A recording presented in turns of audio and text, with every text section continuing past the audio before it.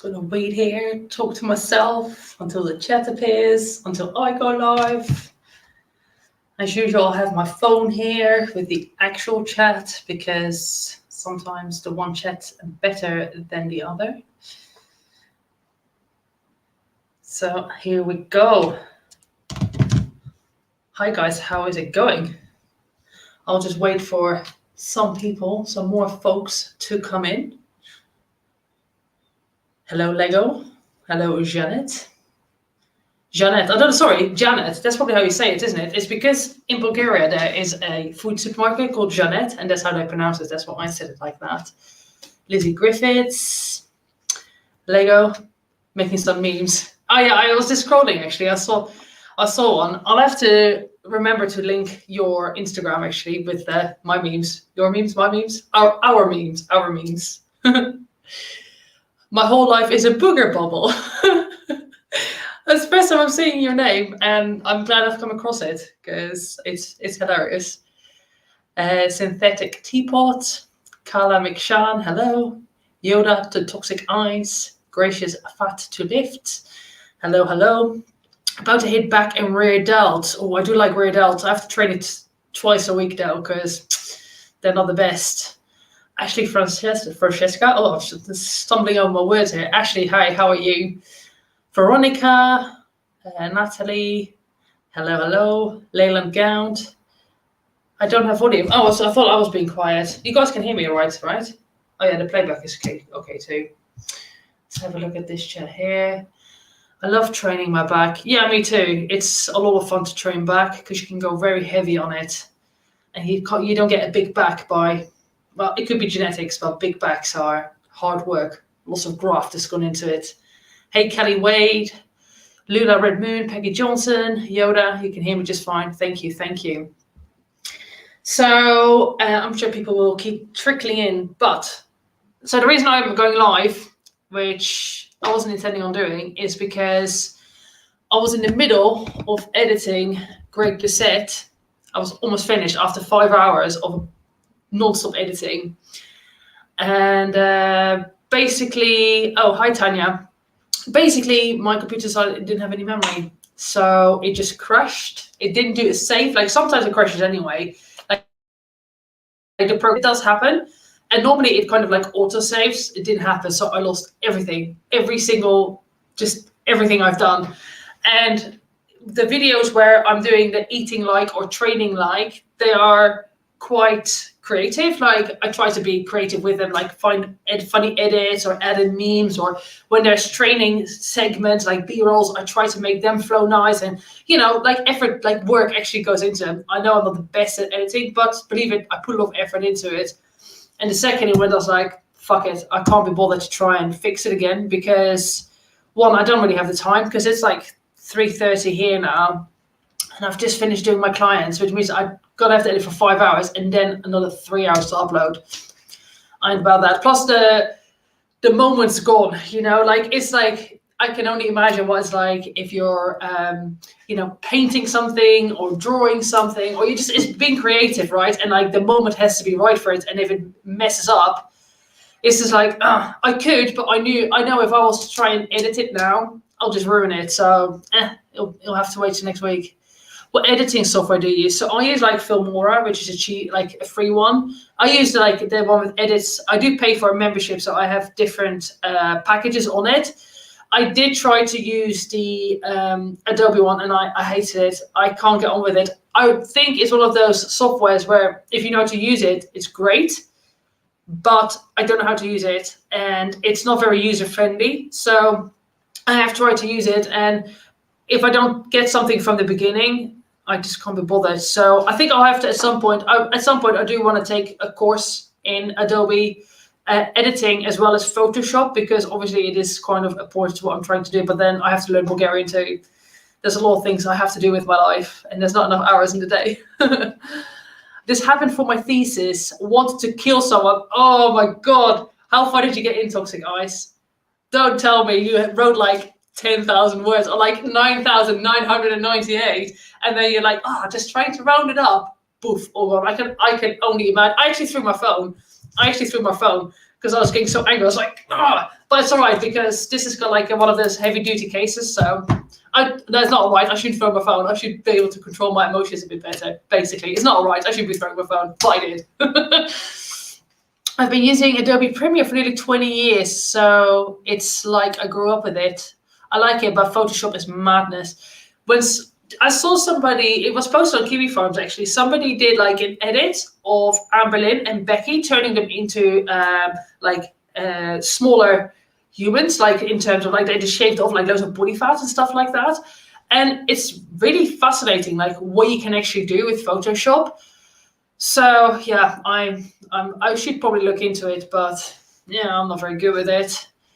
20 pages and the references. Oh man, references. I hated, like that was always the bane of my life whenever I had to write not dissertations, but just things for whenever I was doing open uni. The references is the most painful thing. But luckily, I used to always go to like, is a Neil's Toolbox, like this website where you can just put in the details and it like it creates references for you. Saves a lot of time though.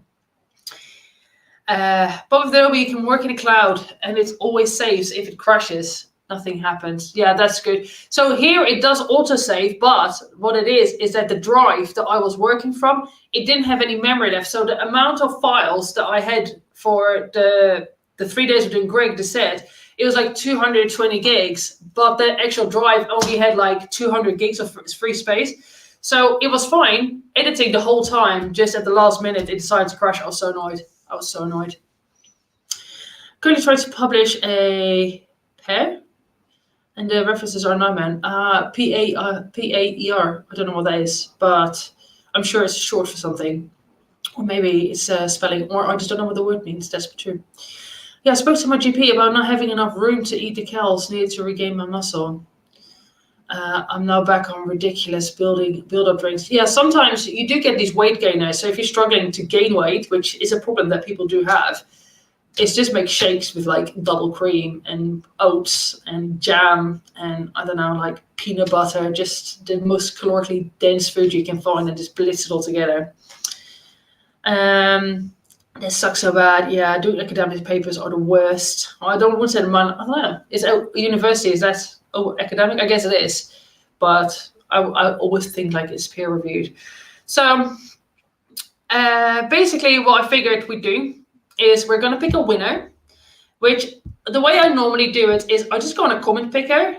So we'll do a run with a different video to see if it works, and then we'll go on to the actual video and we'll pick a winner. I'll write to that person and tell them that they need to email me with whatever it is that they want, as well as whichever size and color and all of that. And then we can just talk some shit for like an hour, half an hour, something like that.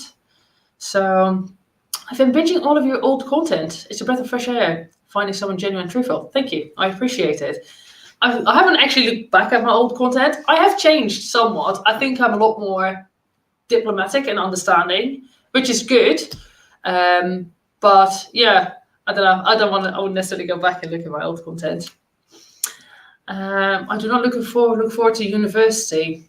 I did open university whilst working full time, so it took me like 7 years to get my degree. But I'm glad I did, because it's good to have. And I did an open degree because I wanted to tailor it around my work. So it was like a mix of finance and business. It was right. Like I did hate it. Towards the end, it became a lot. But I'm glad I've done it because it's good to have a degree, right? I like your videos when you're moody because they're funny. Yeah, I try not to be too moody too often. It happens sometimes, you know what I mean? I am human. I do have emotions also. You've definitely softened up. Yeah, I think so. I think I'm just, the thing is that I actually, a big part of what I do is like not the editing, but the reactions are really easy. Like they are the easiest thing in the world. I'm not going to sit here and pretend that like it's super hard work. It's not. It's very easy to film a reaction. For me to film and edit a reaction maybe takes like an hour and a half, 2 hours, even that. And then there's like my 4 hours of upload. Not quite that bad, but about 2 hours of upload with the shitty internet that I have. But the good thing is that let me rephrase that. A big part of what I do is I actually talk to people quite a lot, either in my comment section or on social media. anybody that's ever messaged me, they'll know that I always respond. And sometimes I end up in really interesting conversations with people, and they're like, oh, well, you know, things are because of this, or like, you know, I have this problem. Teresa the Kid. Oh, thank you for the super sticker. I appreciate it. But yeah, sometimes people message me and they'll explain to me like the things they have been through and how it's affected them. And like, you know, it's not necessarily so black and white. And it's good because it makes me more empathetic and understanding of what people are going through. So my husband and I watch all of your videos all the time. He's gaining weight and I'm losing. He finds it funny. I call you my fitness godmother. That's good. That's good. I assume his goal is to gain weight, right? Rather than accidental. But it's good. It's nice that you guys are both on a fitness journey. I can imagine it'd be quite difficult to be in a relationship with somebody that isn't into. It doesn't have to be necessarily gym, but I don't think I could be with somebody who doesn't do any form of exercise, just because it's always been a part of my life. But obviously, like, I'm married, so that's not something for me to worry about. I appreciate being straightforward and blunt, but also feel like you're like that in all of your videos. Yes, I am straightforward and I am quite straight to the point. I think it's just I'm able to see things more from a different perspective and take other environmental factors into consideration. Thanks for the notification. Oh, hello, Trunk Sister. All right. Right, put a 1 in the chat if you watched Dragon Ball and you had a crush on Trunks. I mean, like, I'll put a 1 in there because I, hands down, had a crush on Trunks when I was watching Dragon Ball Z back in the day. I feel like you and my mom met, you'd be like best friends. Oh, that's nice. I'm an Aries. That explains why I like your personality. You see, I knew the ones would be coming. Oh, so funny. All right, let's go and pick a winner. Vegeta, I quite like Vegeta too, I'm not gonna lie. I never liked Goku though. He's kind of lame money. I think he was too dorky, to be honest. But yeah, Vegeta. Do you know who I've got a crush on as well? Like Zoro? Like Zoro from One Piece? I think he's like, for an anime character. I don't know. Yeah. Vegeta and Trunks, yeah. Chicken dinner. Fascinating. The things we say, right? Embarrassments. Oh. All right, so let me share my screen. We'll pick a winner. Let's do this. Get this over and done with, and then we can talk about our cartoon crushes. Your entire screen. No, I don't need to share the audio. Yeah, that's what I need to share. There we go. Piccolo and Krillin. All right, so I've got here a webpage, which I don't know if it works. I haven't even gone that far. So here I have my latest video that I uploaded the other day, a vlog where I'm showing you what I'm eating in a day. That's kind of like most of my vlogs are what I eat in a day, just because I think they're interesting to do, and it's good to show people what I eat. I think that is important. Filter duplicate users. No, I don't want to use duplicates. If you've entered 5 times and I come on your name, then good for you, right? Include the replies to comments. No, I don't want to include those. I want to keep just an initial comment. Filter based on a specific text. No, I'm not going to do that. All right. Oh, is this just going to get all of my comments, or is it just going to pick a random comment? We'll find out. The amount of commenters. 51.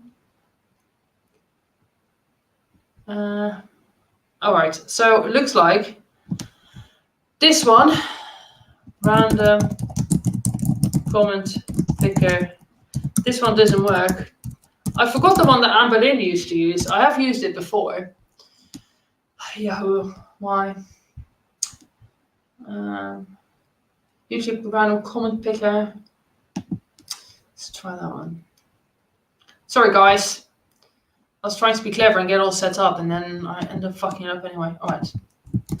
But hopefully it won't take too long. Fetch. Anything goes. Yes.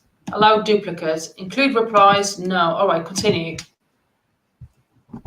76 comments. Let's pick a random winner. Oh, the world according to me. Oh, this person is like my favorite commenter. Every single comment, every video they comment on, trying to, I don't know, get a reaction from me. Let's see what they say. You might consider getting larger breast implants. I'm not sure for what to call it, but your implants aren't in proportion to the top of your chest wall.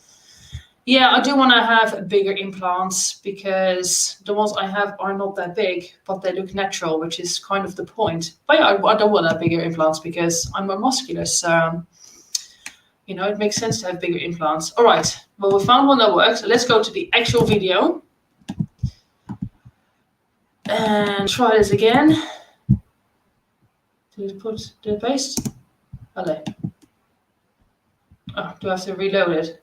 Oh, let me just try and reload it. Didn't look like it. There we go. So the video M5. All right. Oh wait, drum roll. Oh, did you like my drum roll? Was it good? And let's have a look. How many comments? It's a lot of them, by the looks of things. Fucking hell. 648. All right. You guys ready? You ready? Let's go. Kandis Ball. You are the winner. You may not see this, so let me find you here. Kandis. Here we go. Here we go. Let me just message her. Hey, Kandis. English would work. You have won.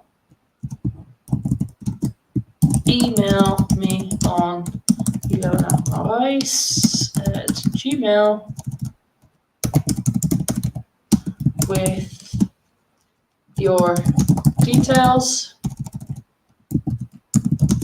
the item you want, size and color. All right. Can I let me just do it quickly, guys. Just bear with me because I want to just make sure I get this in a what's it called? In the community post. Where's my little cutty tool? It's all right, actually. I'll leave it up. I can do it after the stream. So that's that done. Let me get back to chat and stop sharing my screen. Oh. All right, so there we go. We have a winner. Hopefully she'll get in touch. I'm sure she will. I'm trying to get breast reduction. They are no fun if you're an active person. Breast reductions are a lot more complicated than enlargements. So yeah, good luck with that. I hear they're quite painful. I didn't think like my implants were that bad, but then I guess I expected the worst. So the fact that I went out for the worst, it wasn't that bad. It just felt like extreme muscle pain. Like somebody was sitting on my chest the first couple of weeks. But yeah, I would love to like get big boobs. Do you have any tips for wrist-friendly ways to lift or gain arm strength? I have a bone spur in my wrist after I had surgery for a broken scaphoid, and it's painful on it. Wrist-friendly exercises to gain arm strength. I think you'd have to probably just do things at higher repetition and slower tempos until you get strong enough in the muscles and the joints to be able to progress to heavier weights, and maybe also work together with somebody that is like a what's it called, like a physio or something like that, so they can give you exercises to do that will rehab the particular problems that you're having. Someone I knew who judged bodybuilding said not to get implants because she's seen some bad ones. Yeah, but the thing is though, in bodybuilding, you don't officially get marked down for it, but in actual bodybuilding, no, or let me rephrase, not actual bodybuilding, in the bodybuilding classes, such like figure, physique, female bodybuilding, it's not as much expected, but name me one bikini girl that's a pro that doesn't have implants. They all do. So yes, the thing is when you do bodybuilding and you go too big and they're over the muscle, if you diet down, you can see the implants and they can look horrendous, but that's only because you're like low in body fat and they're over the implant. So mine are under the implant, which means that like even if I diet down, you can't see them sitting there because they're under the muscle. Oh, they're under the implant. I mean under the muscle. It sucks. I can't even do push-ups. Yeah, you need to really just looking to carefully train then. Mine under the muscle, they weren't too painful, but it was tightness, not so much pain. Yeah, that's kind of how I felt as well, like the tightness. But I think it's one of those, you just don't know, do you? People probably react differently. Apparently under the muscle is more painful than over the muscle. Over the muscle implants look so bad. It depends on how they're done. I think they look bad if they go too big. I mean, like too big, that's an opinion, like whatever is too big for you is not too big for me. But I think when the skin gets stretched too much and it like, then when you can see like there's all like beach balls that have just been stuck on there. But some people like that look though. A lot of people love that sort of Barbie doll look. So I'm breastfeeding, trying to lose weight. Yeah, I should be able to still breastfeed anyway with under the muscle. I think over the muscle, you can potentially lose the ability to breastfeed, I think.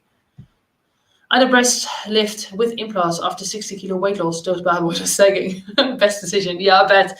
There's something nice about it. Makes you feel feminine, doesn't it? Like, you don't have to, but I think, especially because I do train and I am obviously aware of the fact that I'm muscular and I'm quite broad everywhere else. I think if I were flat-chested, I don't know, would I feel less feminine? I don't know.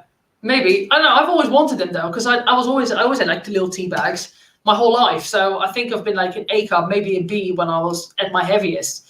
So it's just nicer to have big boobs, isn't it? Boobs are nice. Who doesn't like boobs? Everybody likes boobs, right? Mine are overs, and after 10 years, they look like terrible. They look terrible. 32 triple Ds. Yeah. Mine they last for up to 25 years, supposedly. But I'll probably get some bigger ones put in at some point. Is there a place I can see you in competition? No, because I don't really have many show pictures. I did on a different laptop that crashed and I can't access it. And otherwise, like, I don't compete at the moment. But once I've had a child, or we've had a child, I do intend on like probably doing a show, and like I'll probably also intend on doing some actual supplementation under the guidance of my coach and kind of show people what that's like. But at the moment, I don't want to do that because I want to get pregnant. So let's have a look. Boobs get in the way doing CrossFit, so they must go. If you, as long as you lose weight, usually the boobs are they are literally the first place to go. I'm very flat-chested, but whenever I see bigger boobs, I remember how much I like sleeping on my front and not wearing a bra. Yeah, so I can sleep on my front. I actually don't sleep on my front, but with implants, you cannot wear a bra too. But yeah, it's like I think when they get to a certain size, they must be quite cumbersome just because of like the pressure, like the weight down, right? Hi, honey baby. How are you doing? Nice to see you. Little tea bags, itty bitty titty committee. It is like that though, isn't it? It's like little tea bags. Do you ever see yourself getting back into your medical career? Is that sarcasm? I haven't started it. Maybe I should. That'd be funny, wouldn't it? To get some sort of like medical degree or qualification of some sort. But no, it's not really my bag. It's just the thought of like having to touch people that have all kinds of just like weird problems with them and they're like smelly and stuff. Like, I don't know, like being a GP must be an interesting job. Some interesting folk must come across your floor. I don't know if that'd be up for me. Oh, into my media career or news. So like I didn't work in media. What I did in media is like I worked in telecoms as an analyst. So I had nothing to do with like production or anything like that. I was on the back end looking at the invoices coming in from suppliers and making cost savings, or trying to find cost savings on the supplier invoices. Or I did some revenue assurance, which is basically from the second you get a bill cut. Well, actually, it's from the second you place an order. Actually, from somebody places an order with you to the second that you bill them out, and the whole process in between, and you're just looking to optimize it. That's what I did. So I didn't really work in media like that. It's just I just worked for a telecoms company because revenue assurance is quite a niche career, I guess, within telecoms. So. Media, not medical. Yeah, I saw my chest is an AB. I kind of think they're too big. Well, just lose some weight. For your first cut, I can guarantee you, if they're too big at a B cup, you'll probably be lucky to scrape by an A once you've dieted down. Oh, my chat's got stuck, actually. It's annoying when it does that. But I have a chat here, so... Oh, here we go. I've moved to bralettes. They're so comfy and cover you, so no cold nips through the t-shirt. Do you know what? I'm used to like having my nips sticking through. I always have it in sports bras. It's like nipples, isn't it? Maybe, I don't know. Do people get offended by that? I don't know. Somebody probably does somewhere, right? I remember once when I was on holiday, so wore a string bikini top. My average cheek up looked like tennis balls. I thought you meant like a string as in like a thong. Do you know what? I never used to wear like actual thongs, but on the beach that is. And now only because they just make my bum look so much bigger. The normal, I don't know what it is, but with bikinis, like normal bikinis, they are the most unflattering thing for a female behind. Or a male one, if you want to wear bikinis, that's fine too. But for just, if you've got like a nice bum, just the normal bikinis, they just make your butt look so saggy and awful. So I always end up wearing strings. I don't give a... When my nips pop through a sports bra, at least women's nips have a purpose. Yes, this is true. Feeding babies. Oh, is that painful? I bet that's well painful. I'm kind of like dreading that. Do you get like sensitive nipples as well? Like, you know, when you're on your, like, this sounds really dumb, but you know when you're pregnant and sometimes around your period you get sensitivity, right? Does it get like that? Like that must happen after you've given birth. So then breastfeeding must be just so painful. I can only imagine. Hey, little McNick, we're talking about boobs, implants, breastfeeding, nipples. When did it turn into boob talk? The children are not in bed yet. It's a fairly innocent boob talk, right? Ish. Never fed a baby, but my sister had her baby. I think it was uncomfortable. Yeah, I can only imagine. Shouldn't be painful. Hire a professional. Yeah, some people do the suction, right? I would really love to know where your accent is from. So my accent is Dutch, but I did live in Sweden for a couple of years, and I've lived in like Berkshire for about 15. So I probably have a little bit of a English Eastern Berkshire. I have a bit of a Berkshire twang, as well as some hints of Dutch and Swedish, I'd imagine. Who was the winner? I was late, sorry. I've forgotten now. Oh no, I haven't. So here we go. Kandis Ball, she was the winner.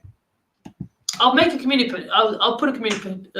I will put a community post up. So Siobhan Beverstock. That's all right. That's no worries. I'm going to keep the live up anyway so that people can see. And I'll probably retitle it also with the name of the winner so that they can message me.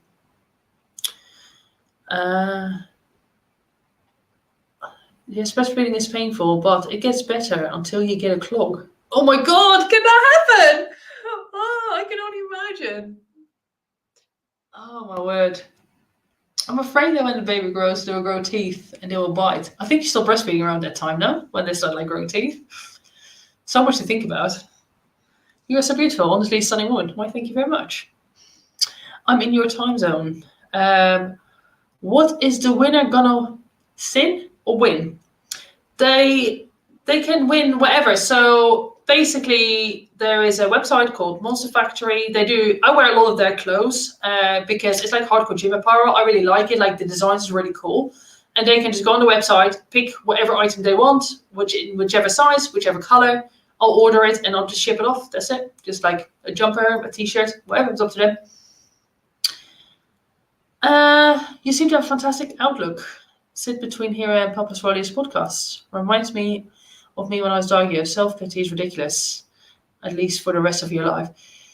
Yeah, there is like, I think self-pity, like everybody has it to some degree. And like sometimes you do feel sorry for yourself. I felt very sorry for myself earlier today when my laptop crashed. And I know I could probably finish editing it again, but then at the same time, I know my quality of the output is not going to be the same. And I don't like putting out work, especially something like Greg just said, like the diets, the fun edited videos that I do. I put so much time and effort into them that I want them to be as good as possible. So yeah, it's the thing is with self-pity, it's easy to end up in a loop of always feeling sorry for yourself and therefore finding excuses. And things can be bad, but feeling sorry for yourself is not going to fix it. Do you know what I mean? I think it's sometimes it's easier said than done, but it's better to try and be practical and see what's causing you to feel that way and address that and try and move on, or just get on with life, which is hard as well sometimes. But saying you're feeling sorry for yourself doesn't really get you anywhere either. But that's easier said than done, you know. My friend's trans and sorry, I missed that. My friend's trans, and when he went for his top up, we watched a bunch of normal stories on nipples going wrong. Oof. After he saw people see up and danced around that he didn't lose them. So happy that his operation went well too. I can only imagine that something like that must be so liberating to go through. I think if you're in a bad mood, when you're editing, it shows. You have to be into it. Yeah, 100%. Especially with the funny videos, or not the funny videos, but with there's the eating like videos, or what I do people's diets for a few days. I try to make them funny as well as like educational or informative, I should say. Maybe not so much educational. And it's like I think it comes through anyway, because at the end of the day, I'm just a human, right? Like I can't fake my enthusiasm for something if I'm not into it. If I'm not into it, I'm not into it. You know, I'm not going to pretend that I like something when I don't like it. But I still try and make it funny or find memes. And if I'm not in the right mindset, it's just going to be just really badly edited. Which, like, not that my editing is great, because it really isn't. But I'm trying. You know, try to make it as good as possible. Let me just catch up with the chat. Is it good to feel sorry for yourself for a bit, but you have to snap out of it? Yeah, that's it. You can't let it not rule your life, but I guess so. You know, we all have moments of like, I feel sorry for myself. I felt sorry for myself yesterday. I had a migraine. You know, I was just sat on the sofa over there watching TV all day long. Come dine with me, to be precise. And I was fitting in things like pizza, like Gregory just had pizzas and stuff like that. I was feeling sorry for myself. But I can't have too many days like that, because I can't afford to not talk to my clients and not, well, I can financially, I can afford it, but I just don't like it when I am mega unproductive. I think sometimes you need to take a step back, but when you end up in this mindset of just I guess maybe like depression or self-pity or wherever it may be, it's like I feel always worse about myself when I'm not being productive. So I'd rather be productive and just to a degree struggle through it. But again, I get it, like this comes in like different levels, right? But I usually feel better being productive, going training or cooking some food or doing some editing, something. See, I never really gave into self-pity. Did I throw a 10-year tantrum? Sure. But even then, I partied my ass off. I could afford to feel sorry for myself.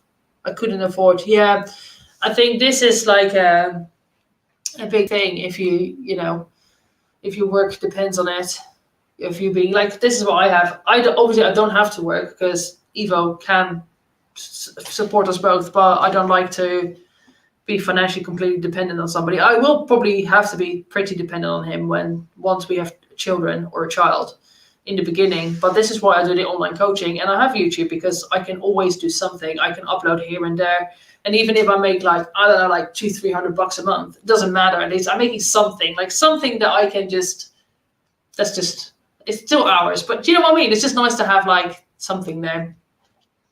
Come dine with me. The narrator is hysterical. Yes, he is really, really funny. That's part of the reason that I like Come Dine With Me. And also I want to go on Come Dine With Me. I might have to do it actually. I've got a dining table here. I really want to do Come Dine With Me because people don't know how to cook. And if I can cook and not care about calories, trust me, I can make some nice, tasty, calorically dense foods. So I would love to do Come Dine With Me. I think it sounds like so much fun. Mostly because people just don't know how to cook, for the most part, which is partly why the show is entertaining. And it's amazing when they're like so delusional about how well they're doing, and you just watch them prep and you're like, oh my God, it's like, why are you cooking like this? This doesn't even make sense. You're going to be such a good mum. I'm excited for you. Thank you. I hope so. I'm sure it'd be scary and there'd be lots of trial and error, but I'm sure that's fairly normal. Everybody goes through that. $200-300 can buy some groceries at least. Yeah, exactly. Or you can put it aside. Yeah, I'll probably just buy makeup with it. Or, gym clothes or something like that. I can't cook, but I'm learning. Oh my God, your sriracha tuna, it looks so sad. I saw that, I was like, oh, this is such a sad little meal. It gets tougher with a kid. I was self-employed and working from home until my son was a year old, and then I had to focus on him and put my work on hold for a bit. Yeah, this is part of the reason why I did decide to work from home or do what I'm doing, because I do like working in offices. I do like working in that sort of environment, but ideally I want to be at home as much as possible, for as long as possible with my children until they have to go to school. And then probably look to go back to work on a more regular basis. But then I don't know, I think if you've been like a stay-at-home mom for so long, it must be quite difficult to just getting back into work. I don't know, online is the way forward, right? With YouTube and the coaching, I can dictate exactly how much work I want to do, how much I want to take on. And with the coaching, it's like, I'm fairly new, I'm really new to it still. I've only been doing it since the beginning of the year. I'm getting really good results though, and like I'm having pretty good client retention, so that's good. People are having good successes, but I'm quite cheap. Like for what I offer, I'm really cheap. So the goal with that is just to eventually become more exclusive, if you like. But I want to learn more and get better at it and more organized, and eventually maybe set up like proper websites and all of that. And at that point, I can offer better services and just charge a little bit more money. And then it's, you can dictate how many clients I have. I can have like one check-in a day or something like that, I always appreciate that my mom spent a lot of time with us before going back to work. I can't remember, so long ago. I think my mom worked parts of it. I can't remember. It's difficult the first 2 weeks, in my opinion. Oh, I missed it. Are you familiar with the WBFF? If so, do you have an opinion on it? Yeah, I am familiar with it. Very expensive. If you want to compete with the WBFF, make sure you have deep pockets, because it's freaking expensive. But it does have a high standard, which is good. So if you are looking to compete in a show that isn't traditional, like bodybuilding, but like WBFF is like more like, sexy and like hair flicks and like glitzy bikinis, it's very glam, which is really cool. They have like evening gown rounds, but it's really, really expensive. So to enter a show, I think it's like $350 on its own. I think the London one it might be more depending on where you are. And then you need to have a bikini from certain people that are affiliated with the WBFF. You need to get your tan done by them. You need to get your makeup done by them. It's just a very expensive show. And look, if you've got the money for that, great, go for it. It's very different from normal bodybuilding, but the women look fantastic. And the men too. The people do look fantastic. They come in really, really good shape. They're very conditioned. Very different posing, very different way of running shows. I've never competed with them because I just can't afford it, basically.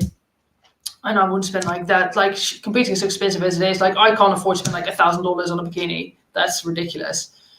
But if you have that sort of money, good for you. I wish I did. Right, so look. Mama's immobility. You guys are like talking between each other.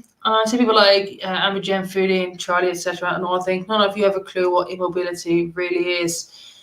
I think Jen has known though. She was proper bedbound when she was like, wasn't she like over 700 pounds or something at one point? So she does know what it's like to not move, which is, it's fucking sad, isn't it? To like put yourself in that position.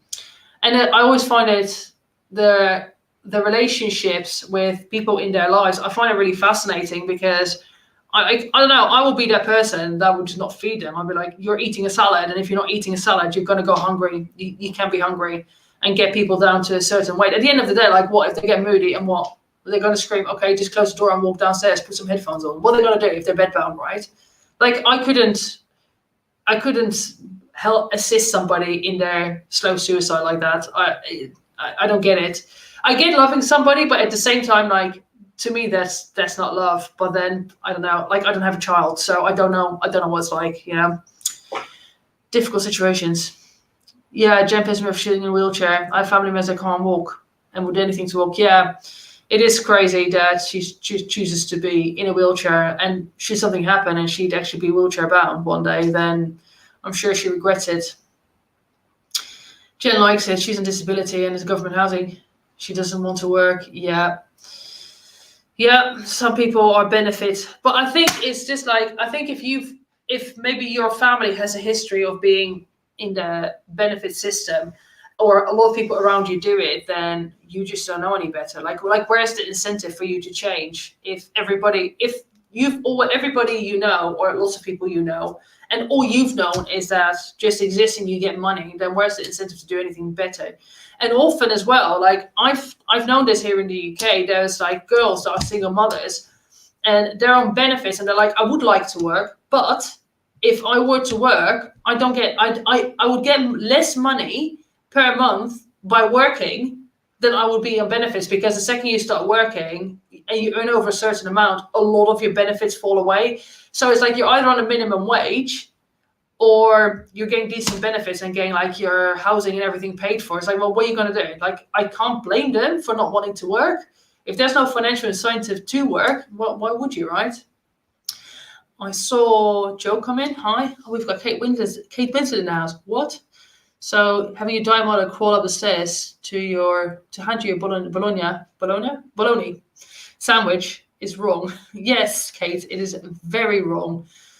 Yeah, I'm not sure about the whole dynamics of that, but it sounds pretty awful from what she did. Yeah, I don't. My parents wouldn't do that. My mom would tell me to go do something to myself, basically. My immobility was extreme. I'll say that. I had to be put to sleep for sponge baths. Wow. I'm so sorry to hear that.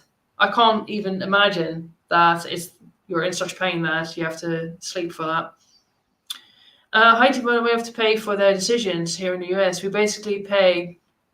Oh, I missed that. We basically pay for them to live. We are working so they don't have to. Yeah, I think there's definitely a time and a place for benefits, obviously, but where do you draw the line, right? It's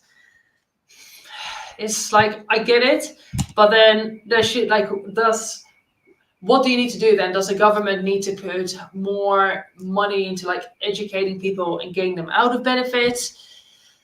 It's difficult. I'd rather give support to people making minimum wage, supplemental income to incentivize working. Yeah, I agree. And there is something to be said for working as well. Like, there's a level of, you take pride in your work. It's good to be responsible, be accountable. These are like life skills you need to have. And I think there is definitely something that is quite a trend within the community of people that we react to, is that they've never really worked. So they've been lucky enough to do videos and make money from that, or get financial benefits one way or another. And you don't know what it's like to truly work and truly graft. And I think it makes you not appreciative of what you have. Because I remember I was supposed to go to university when I came to the UK, and my family couldn't afford it. So I had to go to work, and I had to do kitchen work, like doing dishes, doing bar work, doing waitressing. Like, I've done all of that. And there's nothing wrong with that, but that's hard work. You learn what it's like to be on your feet all day long and be busy.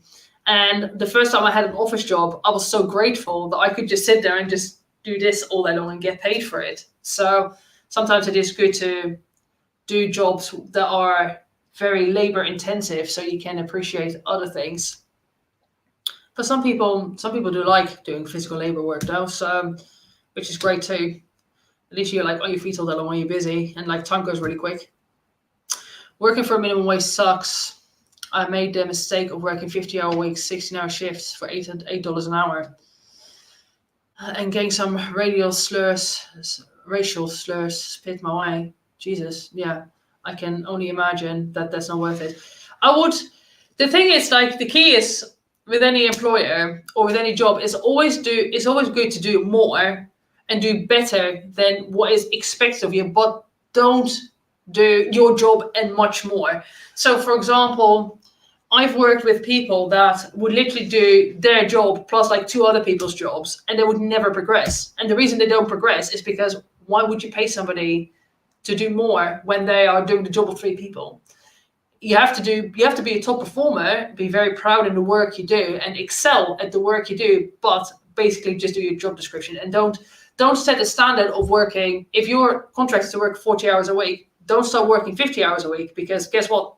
Your employers will expect you to start working 50 hours a week. So do more when it's needed, here and there, excel, perform your best, be a top performer, but also be smart. And don't give them too much, because at the end of the day, most employees don't give a shit about you. You're just a number to them. So $8 an hour is above the minimum wage where I live. Wow. I think the minimum wage here is, in the UK, I think it's like £12, £15. I don't know. Is it less? No, it must be less than that. Maybe it's £8 an hour. I don't know. It's been a long time since I did that sort of work. Clearly should be paid more than minimum wage. Yes, same minimum wage here is unbelievable. It shows how messed up things are. It should be $10. I was really good at pushing a bunch of buttons and taking orders. Right. Did you work in like fast food, I assume, based on what you're saying? It's $7.25 here. I don't know where here is. Should be minimum wage. $8.75. $8.72. That's not a lot, is it? How much is that in a day? So what, you're looking at like 60 quid a day, basically, if you work 8 hours, something like that, 60, 70 pounds a day, plus taxes. It's not a lot, is it? But I guess depending on where you live, depending on who you live with, a lot of that, £8 an hour can be okay for some people, can be not enough. For many, like even with what I do with my coaching, as well as with my YouTube, I couldn't even afford to pay the rent where we live, just on my salary. I could maybe scrape past and pay rent, but no council tax, no other bills, no food, nothing. I could just about pay rent. But then where we live is quite expensive, so... Servers here make £2 an hour plus tips. In America, tend to be sucky tippers. No, in America, you guys are amazing tippers. I think in Europe, it depends where you go in Europe. In England, nobody really tips anywhere. Sometimes in some restaurants, maybe. If you're on a terrace or if you're in a pub, don't expect any tips. It's very rarely you get tips. In Holland, they are quite good tippers. I don't think they are so much in Sweden, actually. In Bulgaria, sometimes it depends. But Americans are known to be good tippers. My mom used to work as a taxi driver, and she would love it when they would get Americans because they would tip so much. We could harness Jan's keto farts to power a small block of city. Then she'd be useful, yeah. I'm sure that probably will come at some point, that people are using methane as a form of gas that can be turned into energy. People are doing all kinds of crazy stuff. Can you imagine? Now you've got me like thinking about things I don't want to think about. Thanks.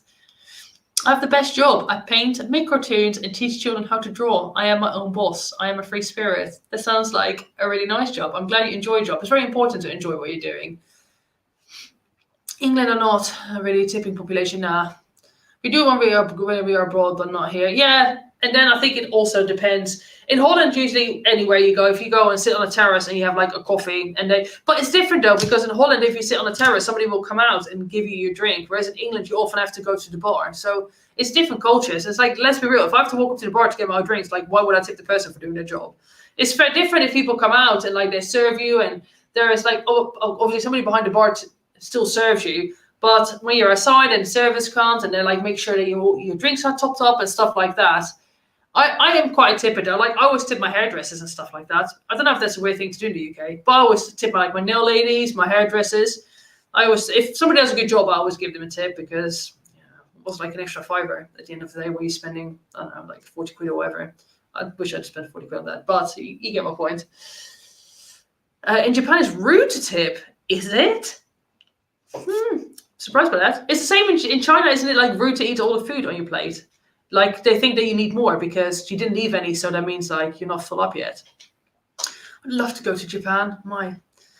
What exciting times that will be. It's the only place on earth where I can imagine is just like stepping into like some sort of like sci-fi movie or something. Like nothing. I imagine like Tokyo is just absolutely insane, and then you'd go, I don't know, like half an hour out of the city, and then you're just into like tradition.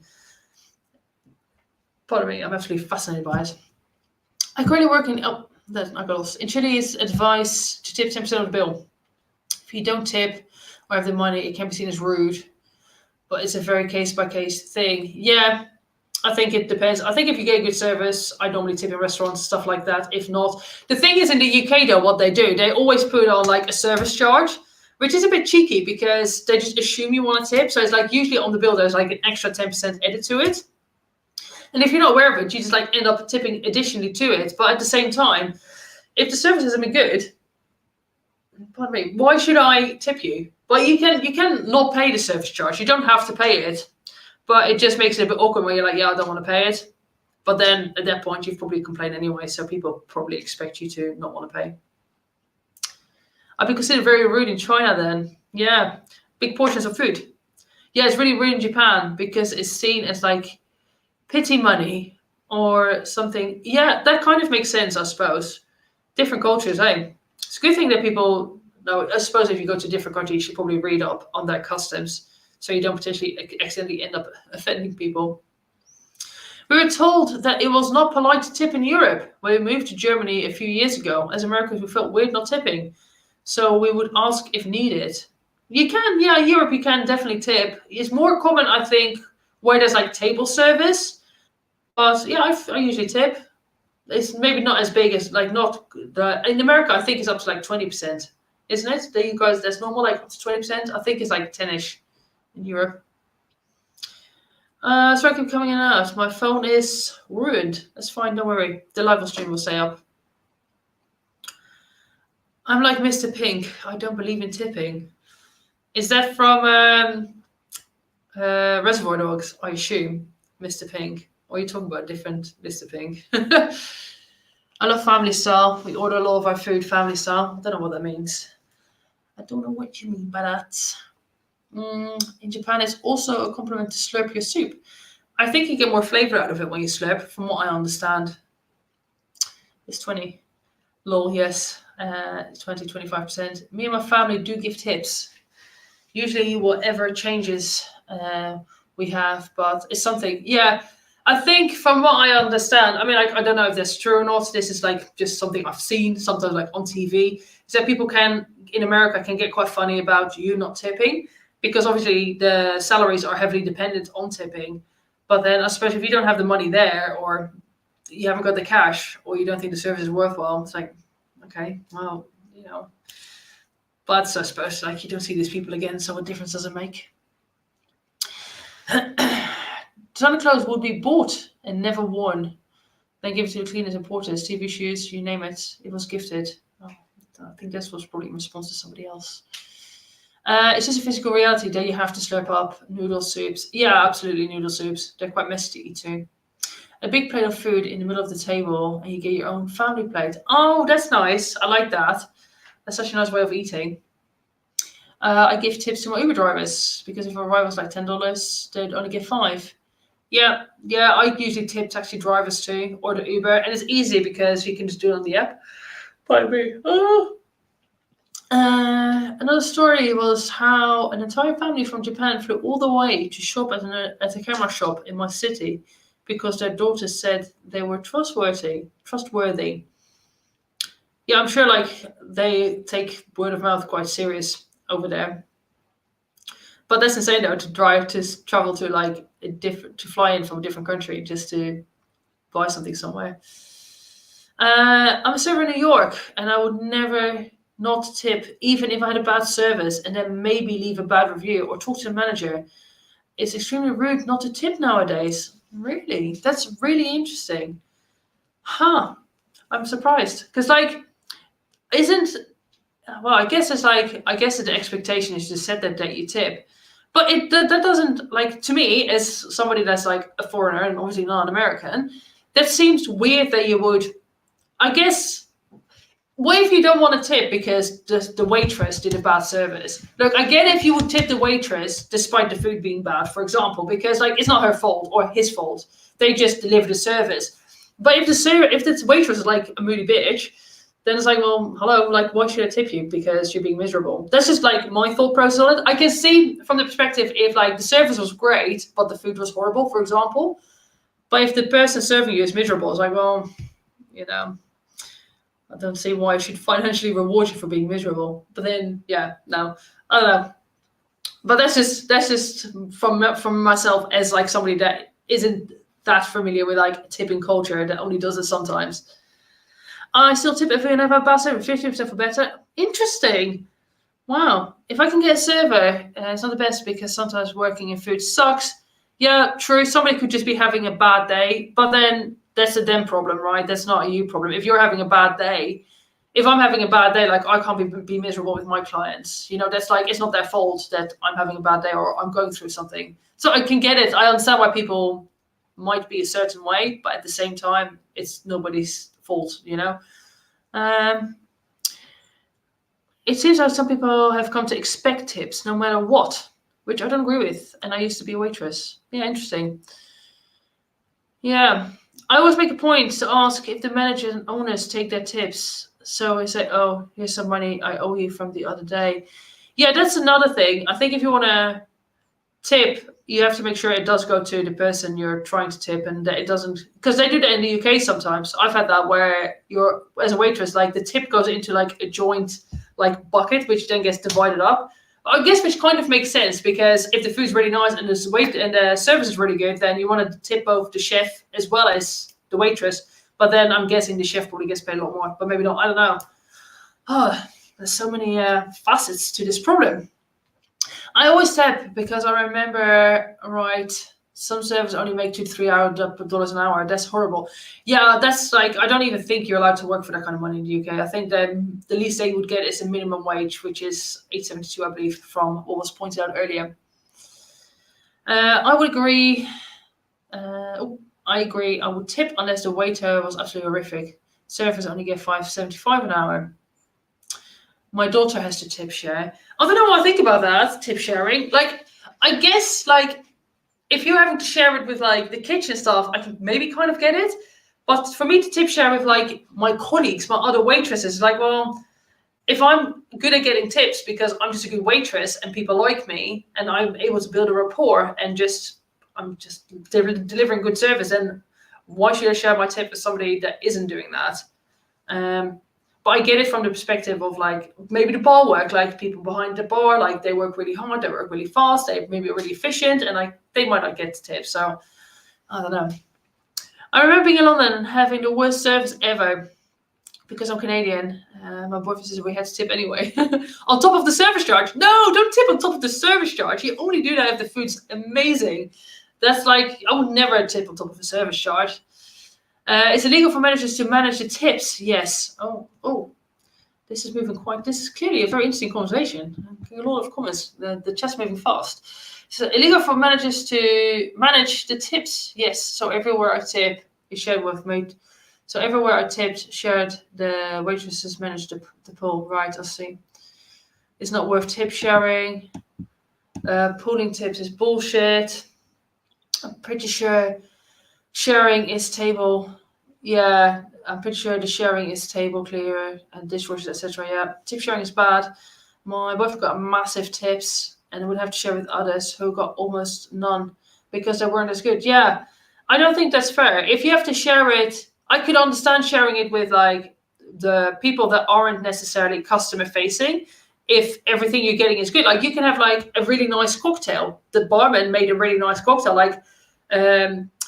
The Long Island iced tea, for example, is not a Long Island iced tea. Some are amazing and some are shit.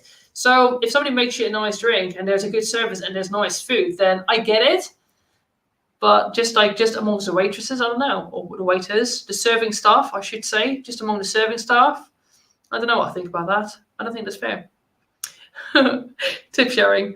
What is this, communist? Fuck that. Give me the monies. It is a bit, isn't it? Do you have any story times? Oh, it's left. Do you have any story times that you have trained? I have a lot of stories, but I don't really share it. I don't think it's professional for me to share stuff like that. So there's I have stories, yes, but I won't share them. Most of them are good, to be honest. Like I'm quite lucky that I think the kind of people that I attract, they kind of know what I'm about because obviously they watch my content, so people know what I'm about. And I am a pretty understanding coach. I genuinely work with people. We always go over things. We chat. We catch up every week, and just if things don't work, we change things out, whether it's in training or with diet. So I don't really have like bad experiences, but perhaps like more interesting people. A little tipping head is all triggered. I know, right? It's a fascinating conversation because it's interesting to see how cultures change so much. Right, he shares with the busboys who clear the tables. That was fine. Yeah, that's fair because like they have hard jobs too. Like all the kitchen staff. Oof, can you imagine, especially in during rush hour being in the kitchen? I've done a little bit. That's hard labor. That. Sometimes my old boss will get the big tips. Why do managers steal tips? Different topic. Oh, do you have any advice or ideas on how to encourage a loved one to be more active and to make healthy food choices? I'm probably not the right person to ask because I'm really blunt. I'm like that person in my family who nobody tells anything to because I'll just tell people honestly the truth. But I suppose you want to be diplomatic. Just try and make them aware of just how rubbish they feel probably now and like how much better they could be feeling. And, especially if people have kids, maybe be like, just think of the things you could do with your children, That's what I would say. I would just try and show how being healthy, how much better it is. But it's hard to imagine if you don't know what it's like, right? So I would just be blunt. But then I can be quite blunt. So yeah. Do you still work out with the girl from quarantine? Oh, it's for my neighbor. No, we haven't actually because we train really early in the morning now. I go train at 4 o'clock in the morning and she goes to bed at 3 o'clock at night. So that doesn't work out. It's difficult. Like I don't do a lot of personal training. It never really was my bag, to be honest. I don't mind training with people sometimes, but on a regular, like personal training people, I think it can be okay, but I prefer to just do online coaching. I'm very blunt too, which is why I'm asking. I would just be honest and just be like, what the fuck are you doing? Like, do you want to die an early death? Because that's what you're doing right now. That's probably how I would be, depending on what they're doing. But I'm like I say, like I'm that person in my family that people don't tell things to. Or I find out things through my husband that has been talking to my mother about things, and I'm like, oh, is that how it happened? Is it? Ah, okay. I understand why I didn't know the truth or the full story here. I just wanted to say hi because I'm going to the gym. I'm going to watch this later. Metal She-Wolf. Enjoy your workout. So I was like, I tried helping. If you are not going to try, I'm not wasting my time. Yeah, I guess that's in response to somebody else. But it definitely is like that. I like helping people. But at the same time, if I feel like it falls on deaf ears, then he just loses interest after some time, eh? Good vibes. I think my chat's dying a little bit. Again. People sort of act like I'm depriving my kids by living healthy. It drives me crazy. I want them to have the best start. Yeah, this is an interesting conversation. I find, considering how obviously child abuse is bad, obviously, I don't see how it's okay to feed your children like really bad diets and have like these 3-4-year-olds that are just that weigh the same as like small adults. I don't see how people can't be pulled up on their parenting. I'm not saying like necessarily, like it's not like they don't love their children, but they are causing harm, maybe unintentionally, maybe because they love them too much. I don't know. But kids like that are just being set up for a terrible life. They're probably going to get bullied in school, which is not nice. They're probably going to struggle just with general health. They're probably going to be sick a lot. They're probably going to be on medication.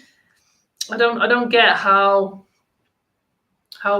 like, not that it's allowed, but how there is no better education. I don't get how there's no better education around parenting and feeding your children the right food.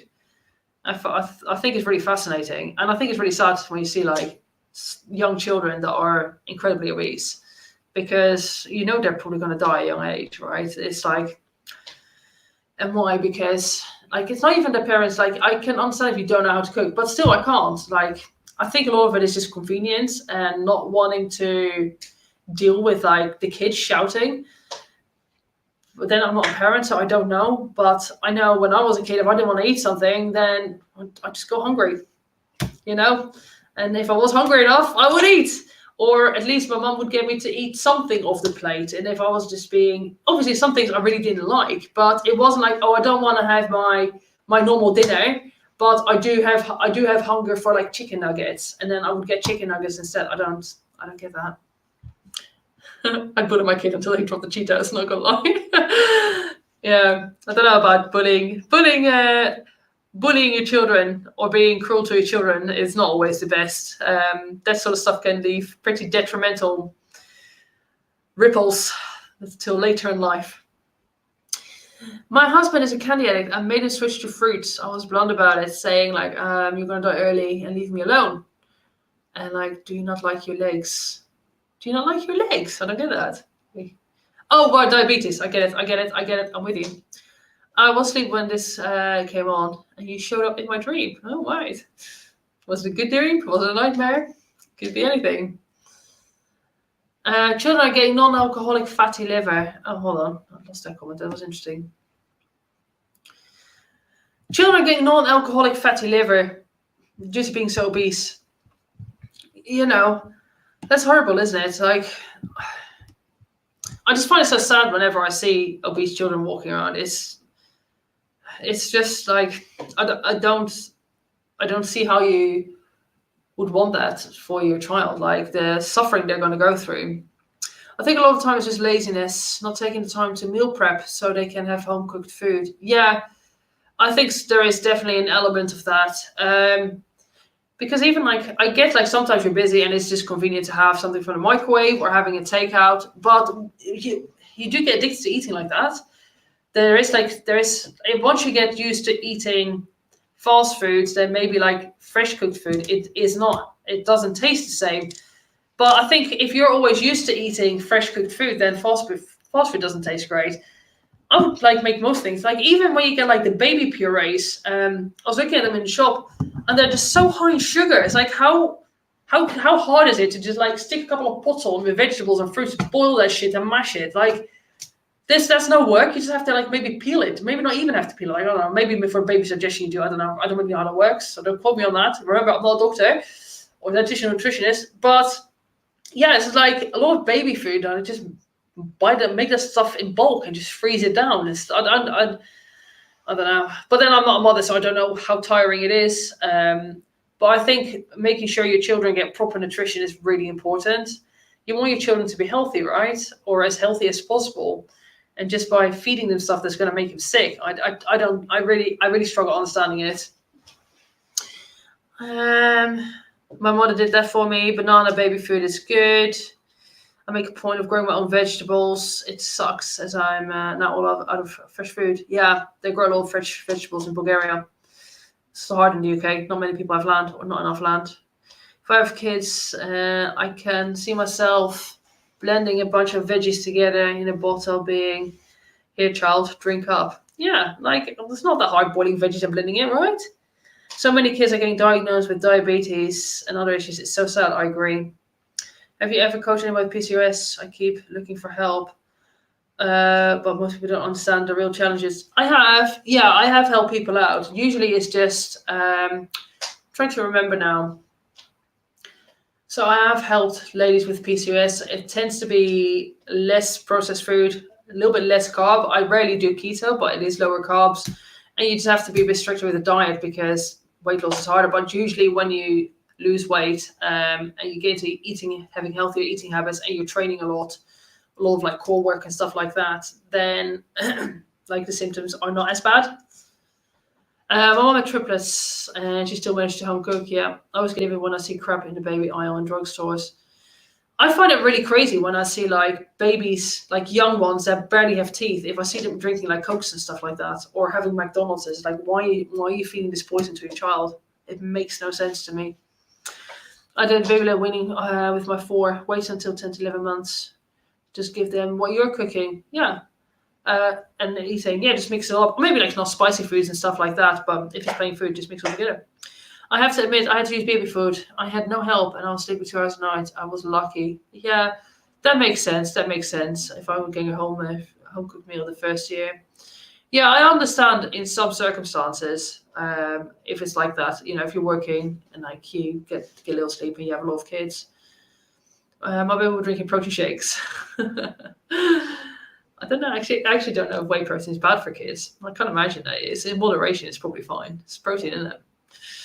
I'm sorry to hear that, but let's be real. Such extreme situations are not the norm. Yeah. My third one, I did that puree everything we were eating. That makes the most sense because then I guess that palate develops to kind of eat the food that you would eat anyway. My mom had twins and always made sure to cook.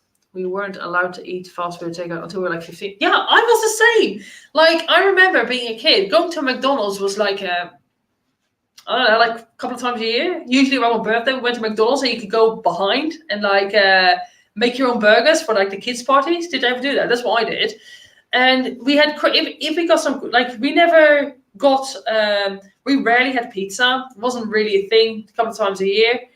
And as kids, my mom would like sometimes get some like crisps or something like that for the weekend. But then she would just give us a bowl and then that would be it. We would eat from the bowl, like a bowl with like a handful of chips. Never Cokes ever. We kind of started drinking them more when we were teenagers, if we could buy it with our own money, with our pocket money. But yeah, never had stuff like that growing up. Another problem with inactivity. Oh, I lost that chat then. That comment from Jacob. Parents won't limit screen time for their children. Most children are just saying, yeah. I think that's like, we probably end up at some point, like probably moving to Bulgaria, which is, I think, probably quite good for kids because there's the mountains, there's the forest, there's the sun, there's the sun too, there's the beaches, and it's just like, you're there in the summer and you see kids playing on the streets. I remember when I was living in Hayes, I rarely see kids, or even when I was living in Newbury, I rarely see kids. Around here it's different because everything is like communities, like gated communities. But when I was living in Newbury, I already saw kids playing in the street. And I knew there was kids in the areas, like, where are they? Why are they not outside playing and having fun? I'm going to definitely force my kids are going to be forced into sport. Like, they can choose what they want to do, but it's not, I'm going to still get them to do some sports. I think it's really important for their development to learn to lose, to learn to win, to learn to work together with other people and just like toughen up a little bit. But it's crazy how kids are just never outside these days.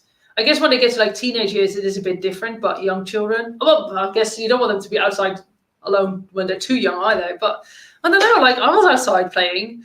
My mom would always say like, "Oh, this is like where I was allowed to go." It's like, "Oh, you can go to this street here and this street here," and then because all the kids were outside, all the parents would keep an eye on the kids. So we always play that. So like, is that weird nowadays? Like, I don't even know. Is it like frowned upon these days? I'm sure like nowadays it's like, oh, you can't do stuff like that because, P words, people are about trying to steal your children, which I don't think it is really like that. I think stuff like that has always happened. People just don't talk about it.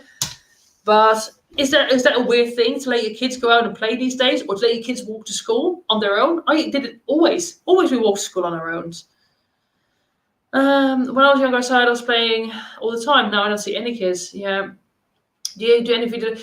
I will have to do a video because I literally get asked every single video to do a video on a lifting tutorial, kind of. So I will start doing it. I'm going to probably have to do it on a day where I'm not training myself properly and just kind of go through the equipment in the gym and do like a voiceover.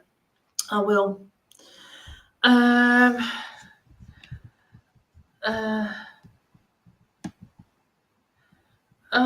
Let's have a look. No, you're being excessive. You can balance it. This to Lona. Oh, where I live, there are 60 predators within a half-mile radius. Yeah, but from what I understand, like I don't know if this is true or not, but from what I understand, these numbers, I think this is in Central London. Again, I could have just heard this somewhere. Don't quote me on it. But apparently, in Central London, like actual Central London, the death rate or the murder rate has been the same for like a century. And it seems like it is more, but that's simply because of the rise of social media. And before, like things wouldn't like get monitored as much. But in terms of like I don't know if it's true. Maybe it's complete bullshit. But I think things like that have always happened. Like my nan remembers when she was a little girl, a guy, but they were outside of school, a guy came up and he was like asking for directions. This is like but way back. And girl jumped on the back of his bike. The girl was never seen again. So things like that, I think, have always happened. It's just people talk about it more. There's a lot more exposure to it. But I could be completely wrong. Maybe a lot more sick things are happening. I don't know. That's not a typo. They're around the schools. That's fucking creepy, isn't it? Oh. As a child, I was not allowed to go outside, and as a child, I was not allowed to go outside, and I'm in my 30s now. Don't trust those numbers. Yahil never called Jack the Ripper. Who's Yahil? Their extracurricular stuff. They ride their bikes. It's like 2 blocks away. I let them bike in the park. No, you're correct. Am I correct about what I'm saying about the London statistics? Is that what I'm correct about, Michelle? I don't know. I could have just heard it and been completely wrong. But I don't know. I think it's obviously you have to be very cautious and teach your kid about like stranger danger and stuff like that. But I think if you start worrying about it too much, then like I would never leave my kids outside again. Which I don't know. Oh man. I think those are like probably decisions and things that are easier to deal with when you have children.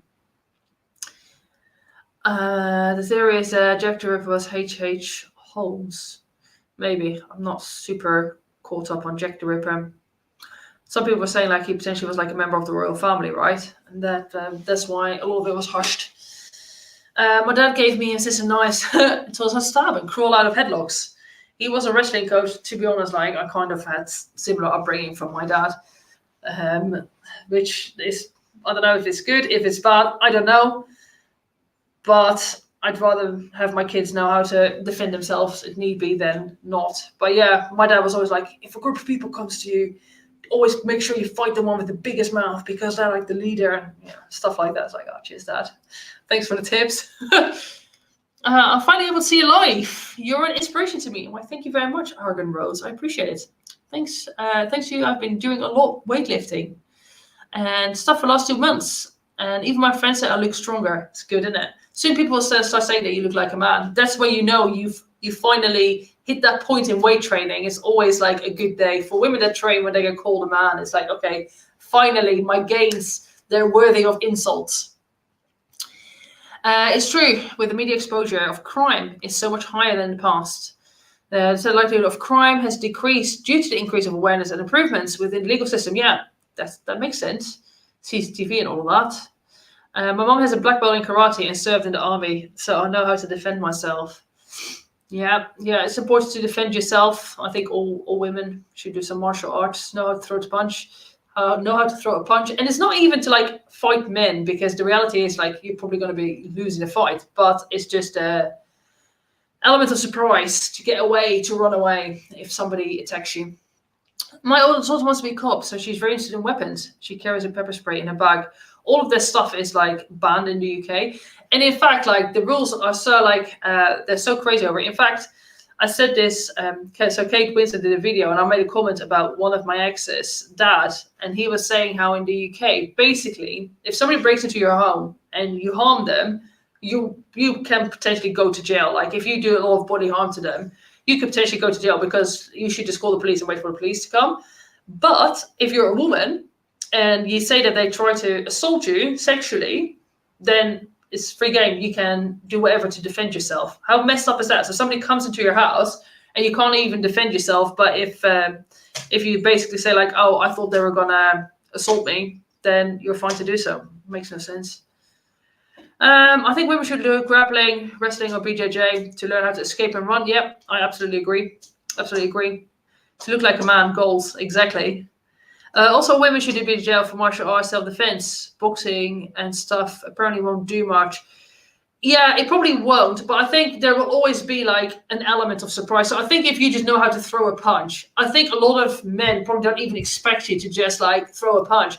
So whether that's going to knock somebody out is going to have still the, oh shit, like I just got punched in the face, and those few seconds could be enough for you to run away or something like that, I think. So I think any form of self-defense is better than no self-defense.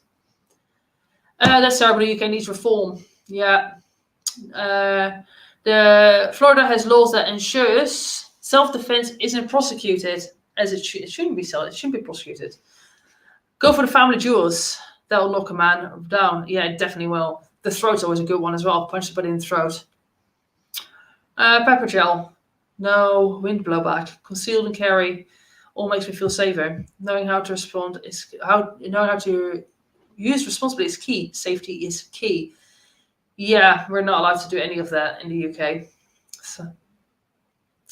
What's your favorite leg day? What's your favorite leg day or chest day? Leg day, obviously. Who doesn't want to like have big, thick thighs and thick booties? That's what it's all about, right? Anyway, guys, I'm gonna go because it's always been like an hour and a half, and I'm kind of getting a bit hungry. So I've got a few more things to sort out before we go away.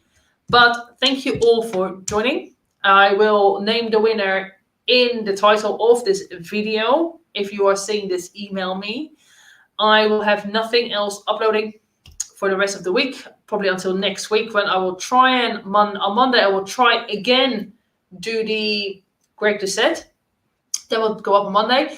Then I will also edit the Q&A that I'm running with my coach. So any questions you have that are a little bit more technical, or that are around supplementation, just ingredients, or which work, why they work, or if it's like juicy vitamins, cycles, expectations, diets, lifestyle, anything, just go to my community post that I made on it, or email me, fine also, or leave it in the comment of this video, and I'll go over most of them probably on the way up to Newcastle. And that's about it for now. So thank you very much for joining. I had a great time. You've cheered me up. I don't feel the need to throw my phone at the wall anymore. So I'm thankful for that. And yeah, I'm gonna go now. So bye. End broadcast.